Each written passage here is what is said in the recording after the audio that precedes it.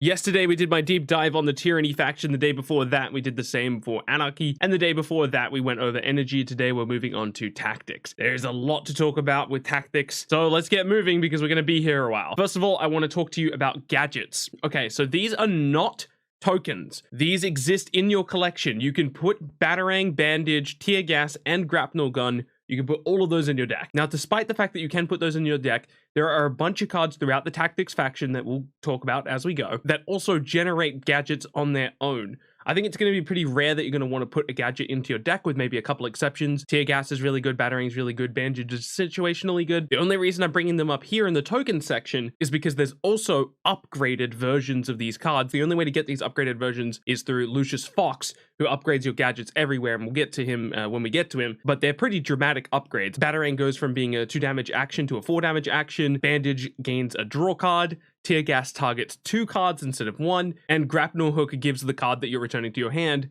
evade, which is a very good keyword to have. We're still not done with tokens though, because we have to talk about Green Arrow's trick arrows. So there's 3 different tiers to each of the trick arrows: aluminum, steel, and titanium. Those range from bronze, silver to gold cost. The interesting thing about these arrows is they all roughly accomplish the same goal in that they all deal damage. So you're never going to be looking for a trick arrow and being like, oh no, I didn't get the one that doesn't deal damage. They all do damage, they just do it in different ways. The radar arrow does a smaller amount of damage and draws a card. The explosive arrow does damage to everything on the front row, or everything on the enemy's front row.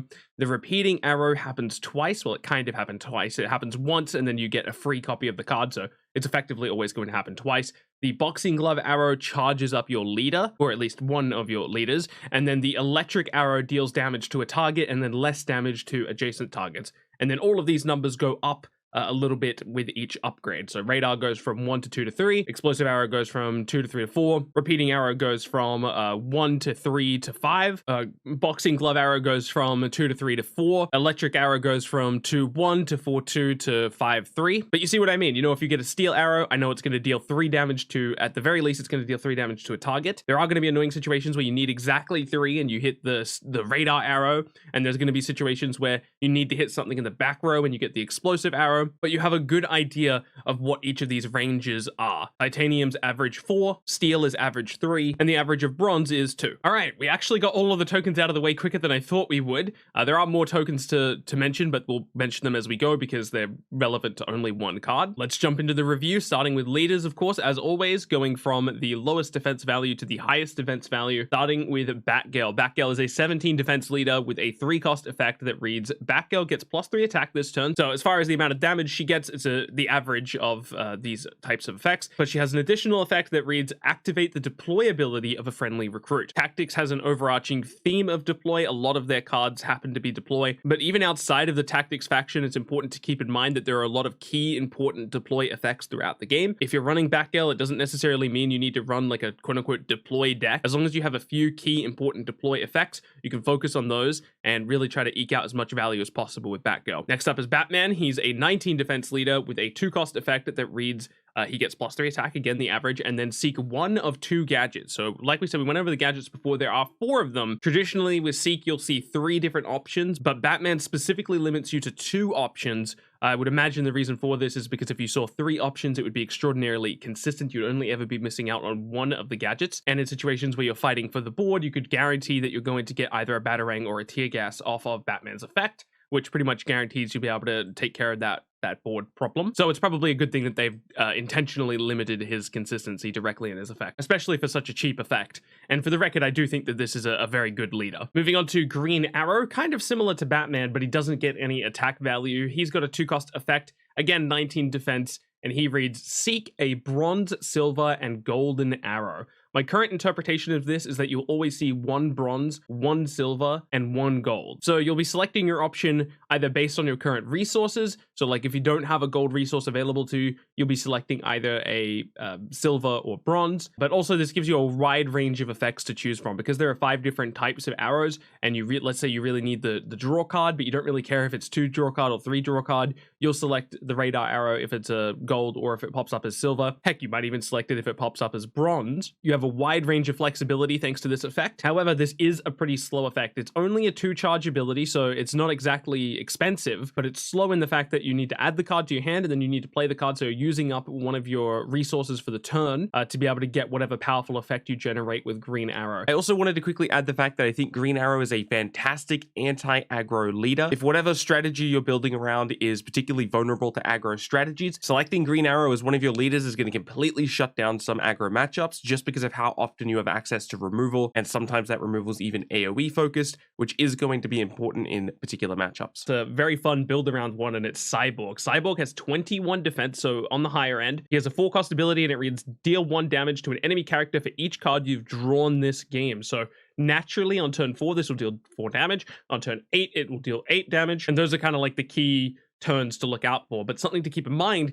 is that you can choose to hold onto your charge that you have at turn 4, hold that until turn 7, and then trigger this for the first time on turn 7, and then trigger a second time on turn 8. I think that'll be the optimal way to use Cyborg. That way the first activation is dealing 7 damage. Obviously you can choose to use it a little earlier if you need to remove something, or there's some other situation that arises that makes you need to use this a little earlier. And then obviously there's also a ton of draw card effects in the game that can help you boost up the damage on Cyborg's effect without actually making you wait any longer to use it. There's actually plenty of draw cards in the Tactics faction, and as we go, we'll see what I mean. I'm actually really high on Cyborg. I think he's going to be a really fun card, a really strong card. You'll be able to get his effect up to quite a bit of damage, so much so that I've seen Cyborg in the practice games that we've been playing on Tabletop Simulator completely one-shot leaders. I think you'll see a lot of people trying out Cyborg as kind of like a control win condition, or even just like a mid-range finisher. All right, let's actually finally jump into the tactics cards, starting off with the gadgets. We kind of briefly talked about these already, but just we'll go one by one. Tear gas, I think this is probably the second best, or maybe even the best gadget. It's a little bit less flexible than Batarang, but it reads give the enemy -2 attack. Giving an enemy -2 attack is really, really powerful because this is a permanent disenchantment, right? This is not going away at the end of the turn. So if you use this on a 2 attack or less card, you're essentially saying this card right here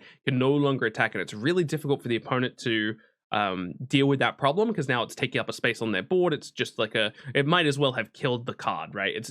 I mean, it can still be used as a blocker while it has 0 attack, so that's a little bit of mitigation built into the game for that scenario. On that topic though, I do want to mention that if there is a card on your board that you want to replace, when you play a card from your hand, you can replace that card. It doesn't count as the card being destroyed, but it does get removed from play. So even if your board is full of a bunch of 0 attack cards because of a card like Tear Gas, you can still play cards on top of those cards to kind of swap them out. So you'll never be in a situation where you're locked out because of Tear Gas or other cards that lower the power of cards. But as far as I'm concerned, if you've put your opponent in situations where they're forced to replace cards because you played cards like Tear Gas, then that's awesome for you. It's still really, really effective. Next up is Grapnel Hook. This one just reads return a recruit to your hand. This will have its use cases. There's a lot of tactic cards that have good deploy effects. Grapnel Hook will let you use those deploy effects a second time. It can also be used as like effective healing. You know, you bounce a card back to your hand. Now you've effectively healed it. At least I assume that's how it works. We actually don't know for sure because it hasn't been brought up. Next up is Batarang. I think this is by far and away the best gadget, with maybe the exception of Tear Gas, though I do think Batarang is better. Deal 2 damage to an enemy recruit. This is a fantastic effect that has lots of synergy in the game with cards like Firepower, or effects like Firepower, and cards like Malcolm Merlin in the Tyranny faction. We just went over that in our last video, actually. Moving on to Bandage. It's a heal 3 for a friendly character. I mean, this is a solid effect. 3 healing is no joke, but I don't think you would ever put this in your deck. You're going to be happy to generate it in a lot of scenarios, though, using a bunch of different generation effects.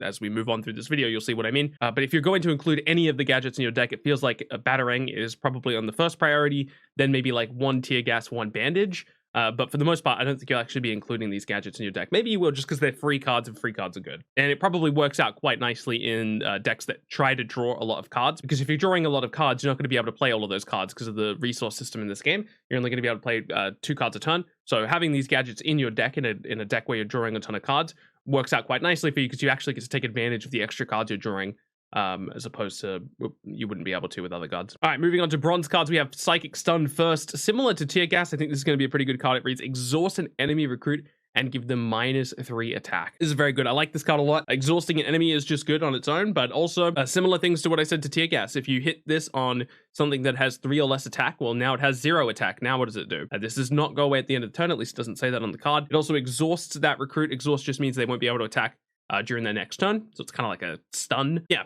I'm pretty high on this card. I like this card a lot. Next up is Business Venture. I probably should have brought this up in the token section, but we'll mention it now. Business Venture just reads create 2 investments in your hand. Investments are these things. They just read draw a card. Now, they do cost a bronze resource. These are not free like the gadgets we just talked about. These do cost a resource. So not only do you have to spend a resource on playing Business Venture, but you also have to spend a resource on playing the investment that you get out of it. You do get access to 2 investments though, so there's probably going to be turns where you would otherwise float your resource, which you're going to be able to get a draw card out of the investment and not be too upset about the fact that you're spending a resource on it. But it's definitely not the most flexible thing in the world, especially compared to some of the other stuff we got going on. Next up is Batcow. I'm actually pretty high on Batcow. I see a lot of people doubting the Batcow. I like the Batcow quite a lot. Batcow is a 0/5. After Batcow survives damage, draw a card. So there definitely are ways to buff up Batcow. You can splash into the Might faction and get access to some buff cards. There's also a variety of buff cards in other factions, but even without any buffs, you can just play Batcow in front of one of your leaders, and eventually your opponent's going to have to deal with it. They're going to need to punch into Batcow, and sure, maybe they can wait the entire game until they have a 5 attack thing on board, and they can just one-shot Batcow, and then Batcow will draw no cards. But if they wait that long, Batcow's been getting some unforeseen value there, I think. And that's obviously not even trying to factor in any, tear gas and bandage shenanigans that you can do to kind of support Batcow and make him the best he can be. Or make her the best she can be. All right, moving on to the Bat Signal. Exhaust a friendly recruit to create a Batman in your hand at the start of your next turn. Man, this is a pretty slow card. Let's take a look at the token that it generates. This is the token Batman right here. It is a 6/6 with speed. Deploy Batman gets an ambush or gets ambush and hunter. Ambush and hunter are both fantastic keywords. And of course, this Batman has speed, but you're investing a lot to get this. I mean, again, it is a very, very good card once you get it, but you have to give up an attack on a card because you have to exhaust that card. Then you have to wait a turn to generate the Batman in your hand, and then you actually have to play the Batman as well. So you do commit a lot to this, but the upside is a really powerful card. I'll say this, I'm cautiously optimistic about the Bat Signal. Moving on to Arkham Guard, there's 2 different versions of this card, so I don't know which one is actually accurate, which one's going to be in the final game. So I'm just going to use this one that I have access to on my computer. He is a 1/4 with Guard and deploy. If there is an Anarchy or Tyranny enemy leader, Arkham Guard gets +2 defense. Now, the version of this that's on the website right now is +1/+1 instead of +2 defense.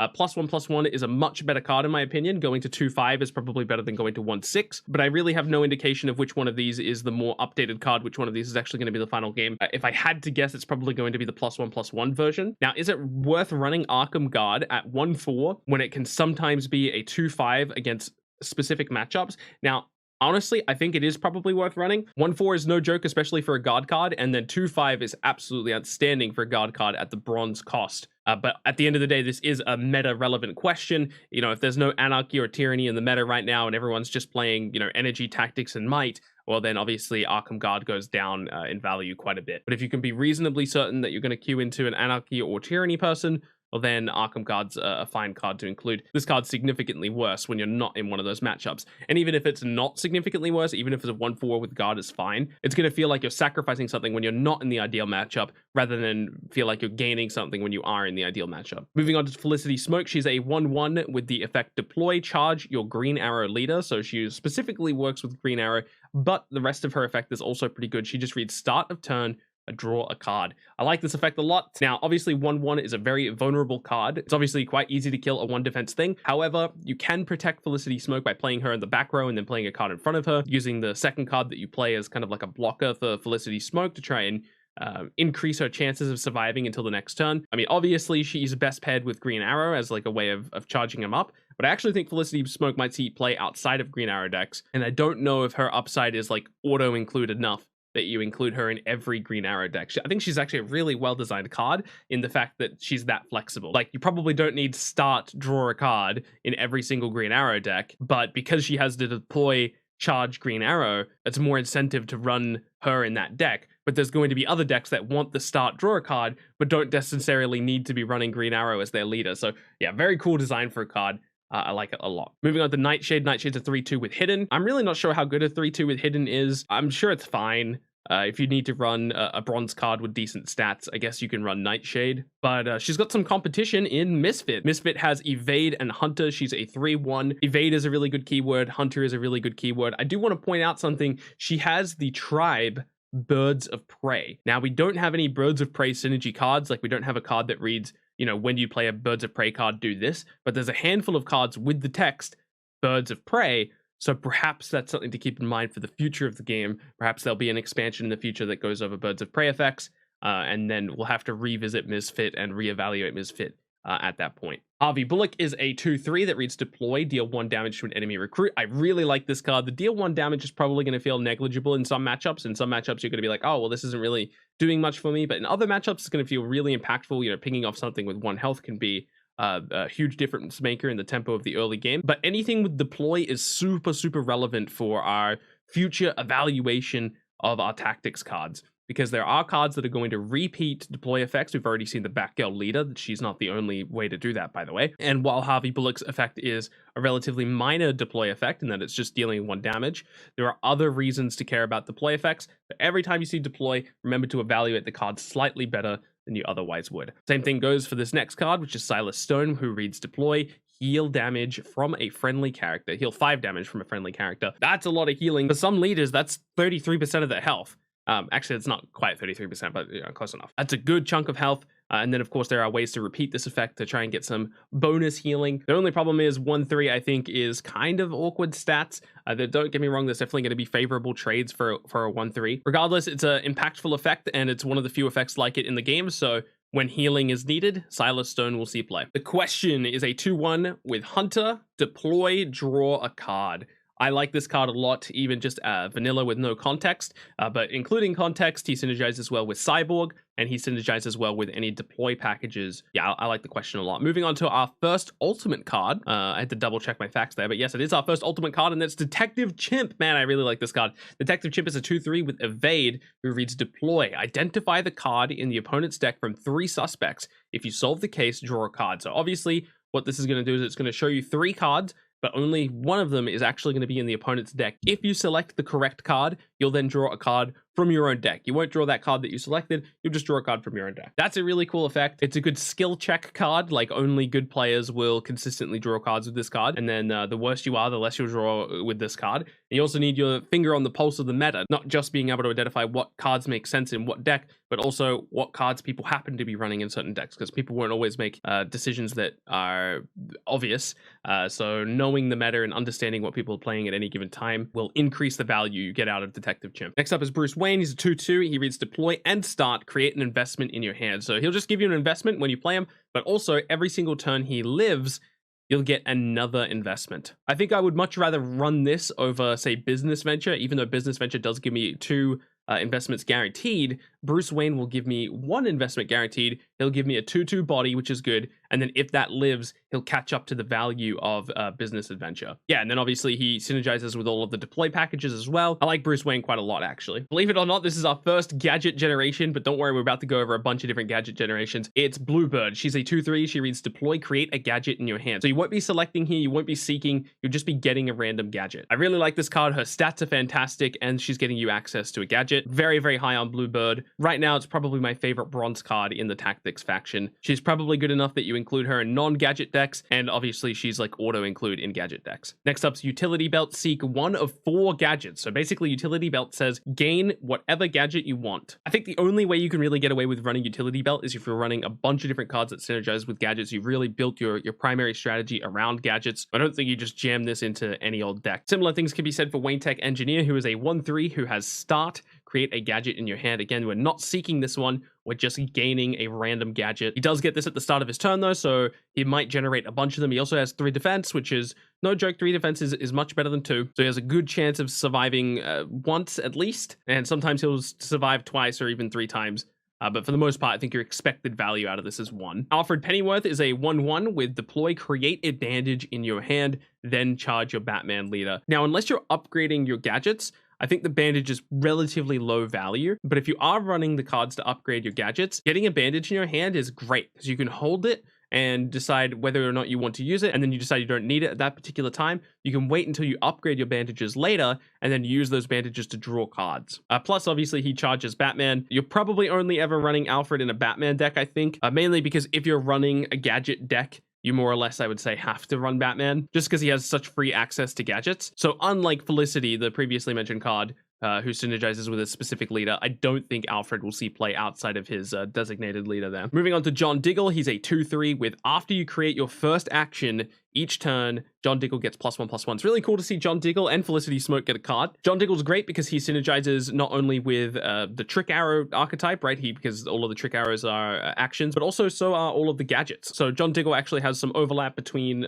those two different branches of the tactics faction. And I'm going to go in a little bit of reverse order here and jump straight into the gadget side of the silver cost, starting off with Lucius Fox. This is how you upgrade your cards. He is a silver card. He's got 1/2 for stats, so very, very bad stats for a silver card. These would be bad stats on a bronze card, but he reads deploy your gadgets everywhere are upgraded. This card is very awkward to me. Obviously, the upgrade is fantastic. Your gadgets get significantly stronger. Gadgets that you would otherwise probably never pick in certain situations are now very, very good. I will say, I think Tear Gas and Grapnel Gun are still significantly worse than Bandage and Batarang, but Bandage and Batarang are fantastic upgraded. And Tear Gas is fine.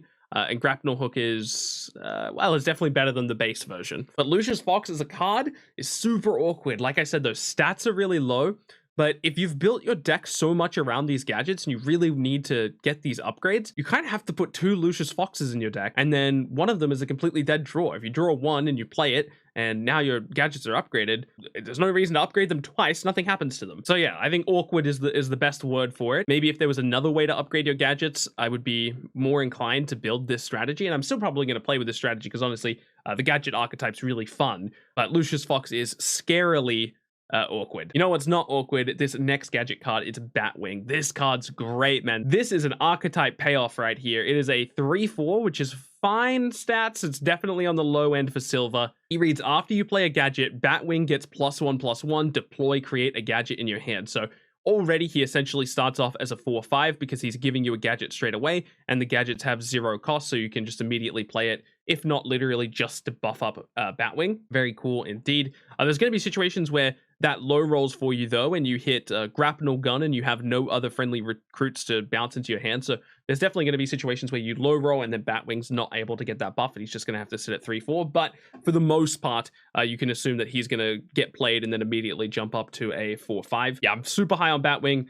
Very much in love with this card. Next up is Speedy. This is another way to generate trick arrows outside of the green arrow leader card. He has speed, which is fitting for Speedy. He's a 3/3 and he reads deploy, create a trick arrow in your hand. So he's not seeking one, you're just going to get a random trick arrow. But like I said before, we've talked about trick arrows a bunch. The average trick arrow is about the same as each other in the sense that they all deal damage and they all have similar damage ranges within their own particular tier. Obviously, there's going to be situations where you need the higher damage and you hit a bronze card and you're going to be sad. But for the most part, you can usually expect the trick arrow to be pretty good for you. On average, expecting it to do about 3 damage. In this case, because you're pulling from all of the rarities, my guess is that the average damage evens out to around about 3. So Speedy, I think, is fine. If you're building trick arrows, you can probably include Speedy in your deck and you won't feel bad about doing it. Up next is Sustained Effort. This is a huge payoff for deploy effects. You can put a ton of deploy abilities in your deck and be really happy with the fact that you're running Sustained Effort because it reads, activate the deploy abilities of each of your recruits. Every single recruit you have on board will resolve their deploy abilities. From what I understand, these deploy abilities will resolve in an automatic order, and I believe that they're supposed to resolve in the order that you played the cards. So your lower cost cards, or the cards you played first, will resolve first, and then the higher cost cards, or the cards you played later, will resolve last. We've already seen some great deploy abilities throughout this video, but let's move on to another one, and that's Commissioner Gordon. Commissioner Gordon, I was already convinced was really, really, really good before we even knew what Evade does, but plus he has Evade. He's a 3/5 with Evade. Deploy a squad car. What is a squad car? A squad car is a 3/3 with speed. Man, what is this? In total, Commissioner Gordon is generating 6/8 worth of stats on a silver card, and 3/3 of those can attack immediately. Plus, he has Evade. This guy is crazy, man. Commissioner Gordon's going to go nuts. And then, of course, you can resolve his deploy effect multiple times with cards like Sustained Effort, and, of course, the previously mentioned Batgirl at the beginning of the video. Let's move on to the next card, though. It's going to be Connor Hawke. Connor Hawke is a 1/6 with Hunter, and he has the effect Deploy. Connor Hawke gets +1 attack for each action in your hand. That's nice. Connor Hawke synergizes directly with both the Gadget archetype and the Trick Arrow archetype, so maybe there's like a mono blue deck you can build with all of the Archer cards and all of the Bat family cards. With that said, even in like ideal scenarios, let's say you have like 4 of these in your hand,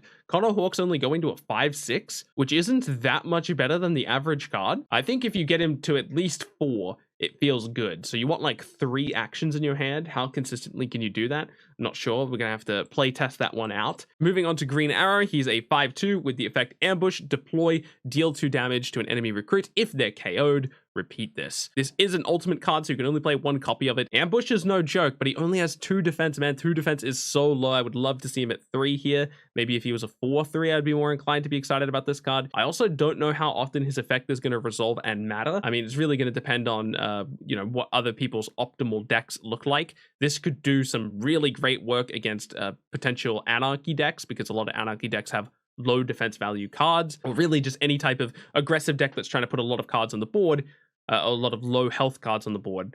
Green Arrow obviously has a good chance of clearing those up. And then, of course, there are great ways to synergize with Green Arrow, effects like Firepower to try and make that deal 2, something like deal 3 or deal 4, depending on your current board state. And in that case, obviously, Green Arrow goes crazy. It's just a matter of how often you can make that happen. Up next is Nightmare Nurse. She's a 3/4, and she reads End, heal 2 from each of your other characters. This is a fantastic effect, man. I really, really, really like this card. Obviously, her stats are on the lower end, but that's fine because she's healing up your other people, and that's all that really matters. The nice thing about this is you can play this reactively. It happens at the end of your turn, so let's say you're in a board state where you don't really need the healing. You can hold on to Nightmare Nurse.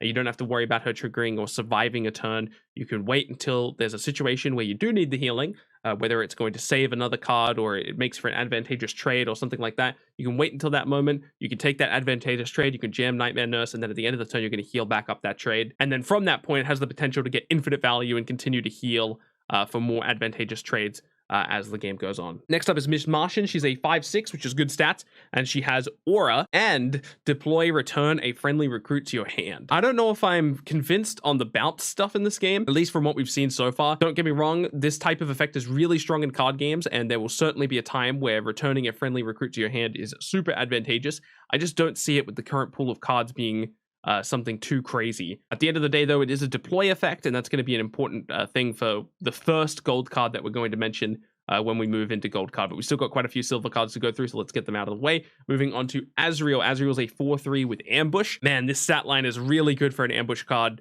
Even though it is a silver, it is really, really good. I've only played a couple games on Tabletop Simulator with Azrael, but as soon as I saw this card, I was like, man, this card has to be good, right? And he has not let me down so far. He feels fantastic. Getting free trades off of the ambush effect because of the high attack value. Usually he is trading down, though. Like, you'll use it to clear up a handful of bronze cards, or it essentially prevents the opponent from playing bronze cards on their turn in response to your Azrael, because your Azrael's just going to clear them up. So even though he can feel like he is quote-unquote trading down, I think his impact is really high. Huntress is up next. She's a 5/5, again with that Birds of Prey tag. I believe that's only the second one we've gone over, but it's still cool to see. She has Hunter. Hunter's a cool effect. There are some cards that care about you having Hunter. In fact, the next card we're going to go over is one that specifically calls out Hunter cards. So Hunter is a keyword to keep an eye on. We also saw the Misfits earlier have Hunter, and so did the Question. But honestly, if you're just trying to find a 5/5 to put into your deck, we've got better cards, not only just in general, but we've got better cards at this exact stat line in this faction. And we'll get to that in just a moment. So if you want to run Huntress, it's probably because it's going to combo with this next card,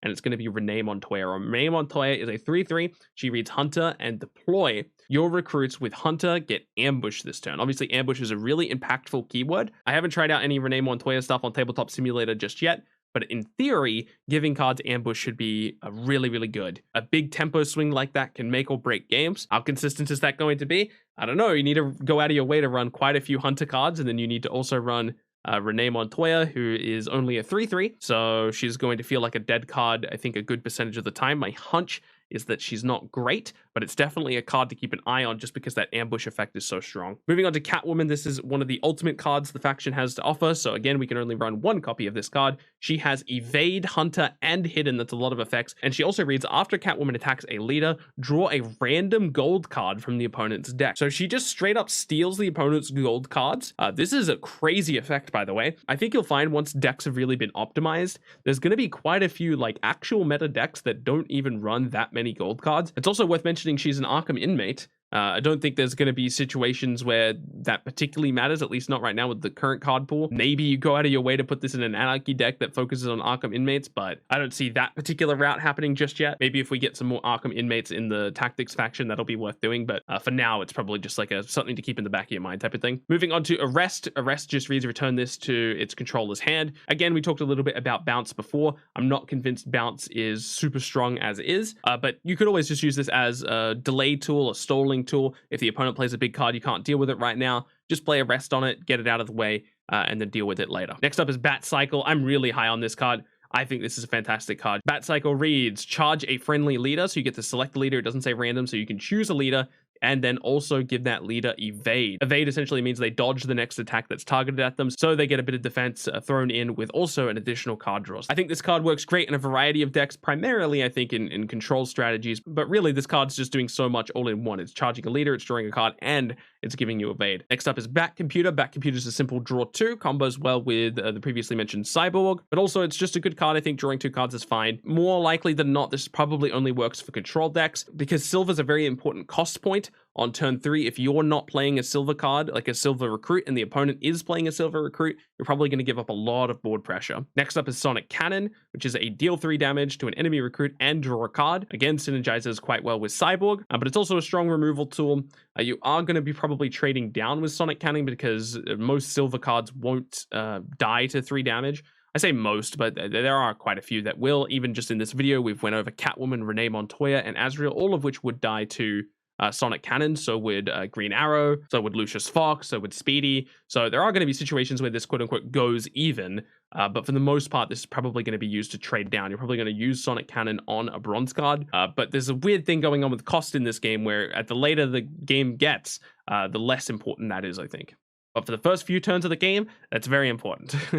Up next is Straight Jacket, and I really like this card, man. I think this is a really good one. It reads, an enemy recruit loses all attack value. We talked a little bit about losing attack value earlier with Psychic Stun and Tear Gas. Losing attack value is kind of a big deal. Is this good enough on a silver card? I think so, yeah. Because there's going to be situations where this targets a gold card and you're really happy about it. There's going to be situations where this targets a silver card and you're pretty happy about it. And it's also flexible enough that, yes, you will occasionally target a bronze card with this and be okay with it. Last silver card we're going to go over here is Robin, and I'm really high on Robin. I like this card a lot. He's a 5/5. He has evade, and he reads, after Robin attacks, charge your leaders. So he charges both leaders. It's kind of like advancing the progress of the game by a single turn, which... I mean, it's obviously not exactly like that, but it ramps up your charge. There's not very many ways to do that in the game, so Robin is a good enabler for any type of leader charge strategy you're going for. Potentially works really well with a card like Black Adam because he automatically ramps Black Adam because he's a 5 attack card, and then also if he manages to get off that attack, he'll be charging up Black Adam again. Not sure if that'll be a viable Black Adam strategy because at that point you're committed to the Tactics faction, but it is something to keep in mind. Even if it's not a Black Adam route, I think Robin having the ability to charge leaders is super key. Again, it's a very rare effect in the game, so it's one to keep an eye on. All right, our very first golden card is one I'm incredibly excited about, and it's Martian Manhunter. Martian Manhunter has Aura and Hunter. I think they literally just put Hunter on this card because its name is Manhunter, which, you know, I respect it. His effect is Deploy. Martian Manhunter gets +2/+2 for each other friendly recruit with Deploy. This is what I was talking about when I mentioned even some low impact Deploy effects. Stuff like Silas, stuff like The Question, heck, even stuff like Speedy, even stuff like Alfred Pennyworth. All of these cards inadvertently buff Martian Manhunter. And if you play Martian Manhunter and then use Batgirl's effect on Martian Manhunter, now he's going crazy. You could even do Martian Manhunter, Batgirl, plus sustained effort to get all of the deploy effects on your field, including Martian Manhunter, at which case Martian Manhunter gets absolutely crazy. If you can't tell, I like Martian Manhunter's design a lot, and I think it's also pretty good. I mean, he only has 4/5, which is on the lower end of gold cards, but he obviously makes up with that for his effect. You do have to build quite a large percentage of your deck around him, but I think it's going to totally be worth it. Next up is Batmobile. I also love this card. Give a friendly leader Hunter and evade. A very cool effect right there already. And then it also reads, if it was a tactics leader, give them +2 this turn for each gadget you've played this game. This effect is insane. I think you can pretty consistently, even in a non-gadget deck, get this up to being like 8 damage. Now, this is an ultimate effect, so you can only run 1 copy of this in your deck. In a gadget deck, though, I think you can pretty consistently get this up to like 12 damage. I mean, gadgets are free, guys. As long as you generate the card, you're contributing to the Batmobile, because even though it says you have to play them, they're free cards, so you can just play them when you want. I like Batmobile a lot, man. Very cool design for a card. I will say, though, this card does more or less encourage you to build a mono deck. The reason it encourages you to build a mono deck is, A, you can include more gadget generation cards, but also it's specifically asking that you target a tactics leader. So if you weren't building a mono deck and you were building, say, I don't know, a tactics might deck, and the opponent destroyed whatever tactics hero you went with, well, now, unfortunately, a Batmobile does nothing. I guess it doesn't do nothing. It gives whatever might hero you selected Hunter and Evade, but the big important part of Batmobile is substantially lessened by not having a tactics leader in play. Up next is S.T.A.R Labs Research. I'm not super high on this card, but it reads create a gadget, so you just get a gadget. Again, you don't get to seek this gadget, you just get it.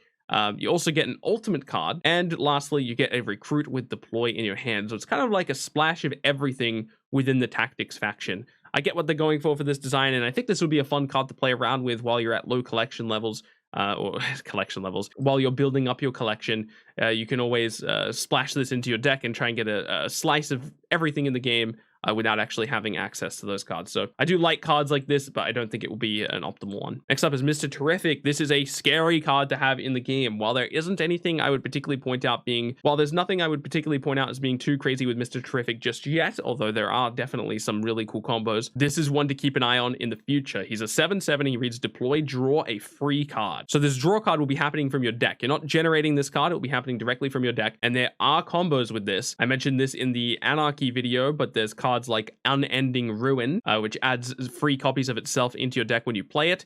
Mr. Terrific could let you access those cards if you wanted to, or at least let you access it a little earlier. But like I said, this is one to keep an eye on in the future as they add more and more free cards. Obviously, Mr. Terrific also synergizes with gadgets that you add to your deck yourself. Next up is the Batman Recruit. This is an ultimate one, so you can only use 1 copy of this. He reads Ambush Hunter hidden after you play a gadget, draw a card. I mean, this is just a really good card. I mean, he's only got 6/6, but man, he's got so many keywords written on him, and then also he's drawing you cards off of your gadgets. If you've already got an upgraded Bandage, that's 2 draw cards and 1 free card with just like literally nothing spent on it. And then also, even if you don't have them upgraded, literally every single one of these free cards that you could have potentially been holding in your hand, cards that maybe weren't particularly helpful for you. Maybe you didn't have a use case for Grapnel Hook. Maybe you didn't have a use case for Bandage. You can just spam these cards out now just to get the card draws off of Batman. I think Batman's great. Obviously, I don't think you get away with running this in a non-gadget deck. This has to be like an all-in gadget package for you to really commit to running Batman, but I think the payoff is totally worth it. But this is also kind of a payoff for gadgets, and it's Cyborg. Cyborg is a 5/9. This is not an ultimate card, so you can run 2 copies of this. It reads, after you play a tactics card, deal 1 damage to each enemy in the front row. I have confirmation that this does not work on itself, so Cyborg, if you just play Cyborg, it will not resolve this effect. However, you can totally follow up with gadgets. Gadgets totally count as tactics cards, and so do trick arrows. So if you've generated either of those 2 things, Cyborg will help you pile on a ton of damage to the enemy front row, and I'll probably play with both his leader card and his recruit a lot, because they're both great cards. Speaking of his leader card, here's a fantastic card to combo with that, and it's Built Anew. Built Anew reads heal 10 from a friendly leader and draw a card. So drawing a card does contribute to the Cyborg passive, the leader passive, because every time you draw a card, you're adding damage to that. But also healing Cyborg is going to be very important, because I think a lot of people are going to want to target Cyborg down just because he's got such a powerful effect. So you're going to need to be able to protect that Cyborg, and Built Anew is a great way to do that. Gotham Girl's up next. She's a 7/8. Honestly, I think this is relatively underwhelming. We've already gone over cards like Cyborg, who just seems strictly better than this card, even in decks that aren't gadget decks.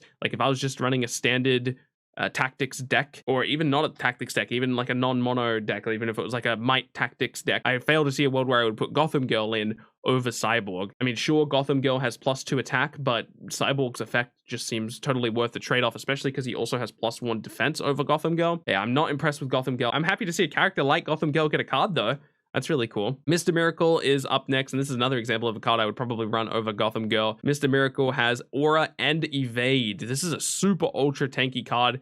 A card with Evade and 8 defense is kind of insane, but just evaluating him in a vacuum, he seems like a decent enough card, but probably one that doesn't fall into any particular archetype within the tactics faction. Metron's up next, down to our final 4 now. He's a 2/10, which is a very defensive card. We like that a lot, and he has the effect Start draw 2 cards. So obviously works really well for the Cyborg strategy. He's constantly, quote unquote, buffing up. Maybe even outside of that, this card sees play. I mean, drawing 2 cards every turn is no joke. I mean, obviously he only has 2 attacks, so, that's not great. But 10 defense is no joke, man. That's not easy to get rid of. I think he almost certainly sees play in the Cyborg deck, and he might even see play outside of that. Mass Arrest returns all recruits to their controller's hand. This is a bit better than some of the other bounce stuff we were talking about before. It's a nice stole. I mean, really, it stoles for 1 turn, but it's a gold resource, so I could play this to bounce everything back to everybody's hand. So we're stoling out the opponent. The opponent has to take 1 extra turn to set up all of their stuff again. But that's just my 1 golden resource for the turn. I can also develop a card with a silver resource. So I could play like Mass Arrest and then, I don't know, Robin as my silver play. And then now I have an advantage on the board and I can help try to fight my way back into the game. And cards like that are going to be really important for control strategies. It is a bit of a shame that it is a gold card because obviously that's on the more expensive end, but even the most expensive cards in this game can be played as soon as turn 5. So Master Strategist is a pretty simple card. It just reads draw 3 cards. It's kind of like a better version of the Batcomputer that we went over, but it's certainly a flashy effect. And I'd imagine quite a few people will run this. And honestly, running Master Strategist might just end up being better than running Metron. Knowing for sure that you can draw the 3 cards might be better than the inconsistent draw 2 at the start of your turn thing. And the final card we're going to go over today is the Signal, who is a simple 8/4 with Ambush and Evade. I really like this card. Evade should keep the 8/4 alive quite a decent amount of the time. Now, obviously, he's still vulnerable to card effects or anything that deals damage indirectly, so like non-combat damage. But an 8 attack with Ambush is no joke. That can clear up pretty much any recruit in the game with obviously some exceptions. That's it. We went over all of the tactics cards. I can't believe we did it. We're almost done. Just 1 more faction to go over. Tomorrow we'll go over the Might faction and we will be completely done with all of my base set reviews. We will do a slightly smaller review with some of the energy cards that we missed along the way. But with that said, I'm signing out. Thank you so much for watching. Keep being awesome and I'll catch you in the next one.